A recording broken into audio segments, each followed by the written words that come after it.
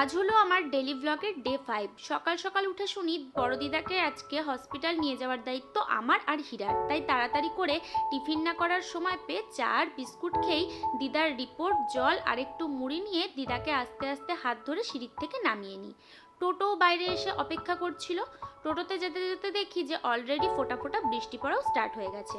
দেন পৌঁছে যাই আমরা স্পন্দন হসপিটালে। গেছিলাম দিদার ইউএসজি আর সিটি স্ক্যান করাতে।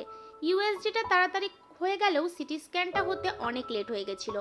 সকাল 10টায় গিয়েও বেরোতে বেরোতে 2:30টা বেজে গেছিলো। তাই সামনের একটা দোকান থেকেই দিদার টিফিনের জন্য একটু বিস্কুট কিনে নিয়েছিলাম। তারপর দিদাকে ওখানে ওষুধ খাইয়েছিলাম, সাথে আমিও খেয়েছিলাম বিস্কুট, কারণ প্রচুর খিদে পেয়ে গেছিলো। ঘরে এসে তাড়াতাড়ি একটু স্নান করে নিয়েছিলাম, যেহেতু হসপিটাল থেকে এসেছি।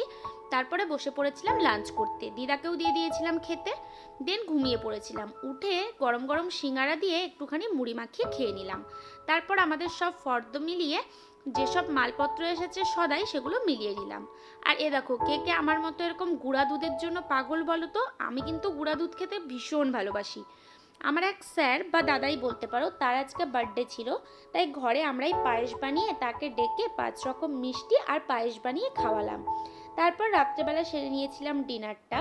আর আজকে যেহেতু বললাম সারা দিনটা খুব তাড়াহুড়োতেই কেটেছে, তাই সারাদিনে আর সময় পাইনি রোজমেরি ওয়াটারটা মাখার। তাই রাত্রেবেলা ডিনার করার পরেই ভালোভাবে গোটা স্ক্যাল্পে ওটা ইউজ করে সুন্দরভাবে চুলটা বেঁধে নিলাম। দেন চলে গেলাম ঘুমোতে। আজকের শিডিউলটা খুবই বিজি ছিল, বাট তাও তোমাদের সাথে শেয়ার করলাম, যেহেতু ডেলি ব্লগ, তাই যা করছি সব তো তোমাদের সাথে শেয়ার করবই। তো এইটুকুই। ভালো লাগলে লাইক করে দিও। Bye bye.